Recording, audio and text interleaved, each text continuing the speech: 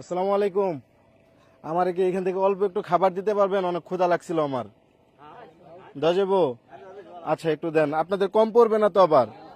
আচ্ছা ঠিক আছে, একটা প্লেটে অল্প কয়েকটা ভাত দেন, আমার কম পড়বে না আমি খাইলে আবার?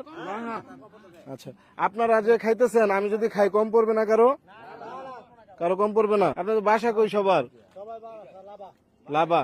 এইখানে বৈশা পড়লাম ওনাদের সাথে, দেখা লুপ সামলাইতে পারলাম না, মানে মাঠের মাঝখানে খাওয়া দাওয়ার যে ব্যাপারটা, এটা আমি এর আগেও করছি। হুট করে এই সিজনে মূলত এটা পাওয়া যায় না, তারপরেও তাদেরকে কেমনে জানি পাই গেলাম।